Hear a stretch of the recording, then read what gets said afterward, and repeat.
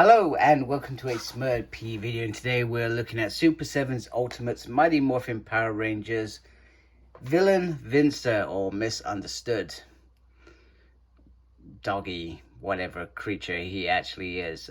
Anyway, the box art looks awesome. There's lots of electric and lightning around the front, which I do love. On the back, Mighty Morphin Power Rangers complete one figure with accessories, Super7. Nice and easy. On the back, we have a very classic picture of Finster. And then down here, get my light on there. You can read that if you liked. Very, very simple.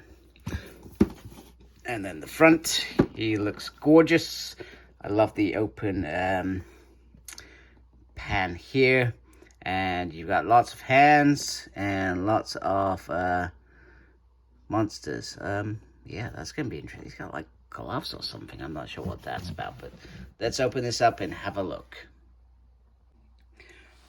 Okay, so first of all, let's get a quick look at Finster with his Lightning Collection counterpart.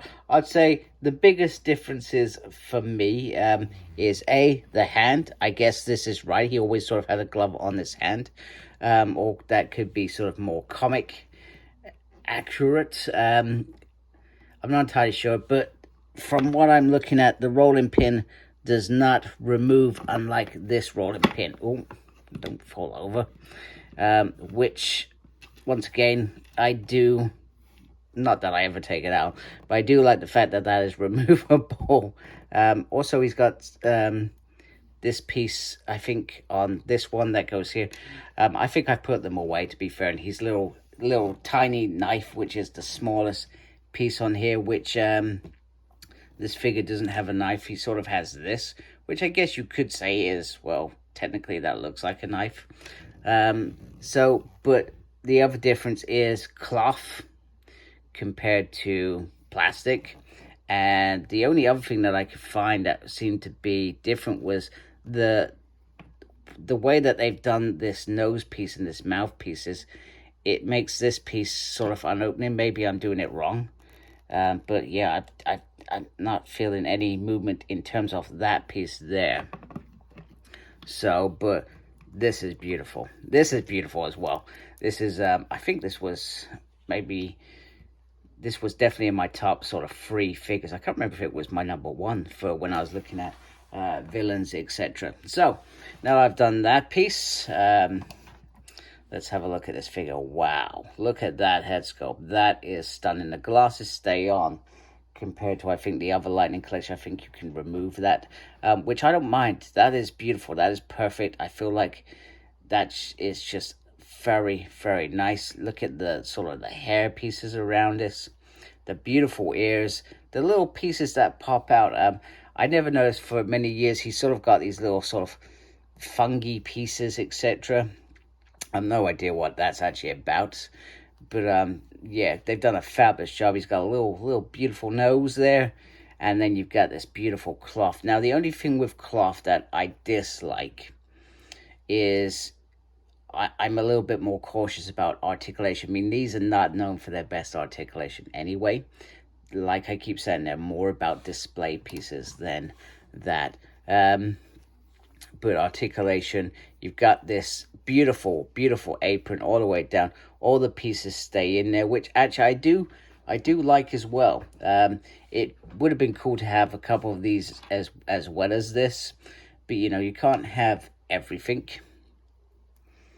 But yeah, the fabric pieces looks like one piece all the way up, and then you got a little bit of plastic as well, and that just looks like that's white underneath. Not sure about the rest of the body. I'm not even going to attempt to try and take it off, because why would I? This looks like one solid piece, but it must have been connected somewhere. I'm not sure where. Perhaps there. Perhaps. I'm not going to risk it. I'm sorry, folks. I'm not going to try and take it off. Now, articulation, the head is always going to be limited because it is a really big head. In fact, the neck piece is really, really thick. I'm not sure how well you can see that. Oh, there's some fabric there that you put that on.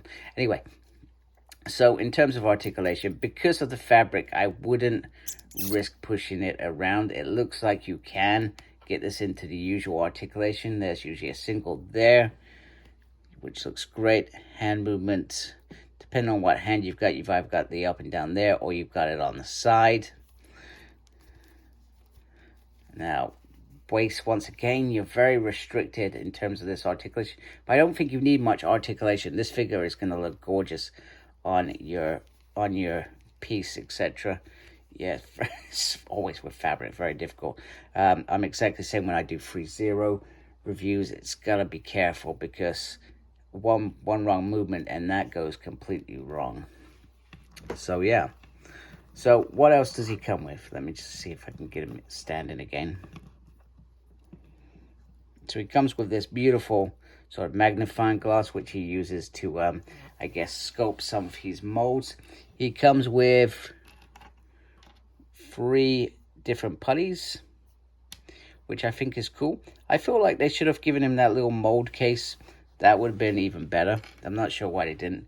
Got a little King Sphinx in there, which is nice. And of course, you can't do this review without a little Putty Pig. I hope we get that as a monster at some point. And they do seem to be replicating what Lightning Collection have done. I know that Wave 4 has not gone as planned. I think after Wave 1, which was probably a disaster for Super7 in terms of releases due to breakages. Wave 4, people weren't pre-ordering, and they ended up canceling 3 out of 4 of the figures, which was very disappointing, because I really did want to see a Tiger. I think that would have been beautiful. I really did want to see a Madam Woe. I'm hoping after Wave 3, in my mind, has been a complete success. In terms of releases, I've liked pretty much every one that I've seen and reviewed. I think complete success. So I'm hoping that starts to get people back in this. Also, the fact that Hasbro had taken a Lightning Collection break, we have no idea when or what form that is returning in.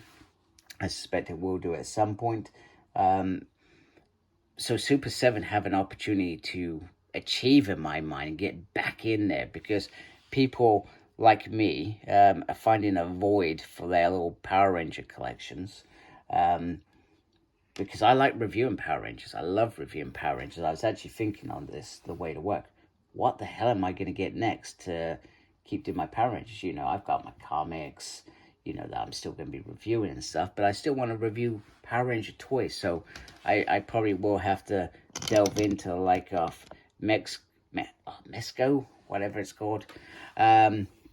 We've also got 3-0 doing Zeo Rangers, which I'm very excited for. So there is still plenty to come in terms of reviewing. So he comes with lots of hands. So let's put some of those hands so we can hold some of these little toys.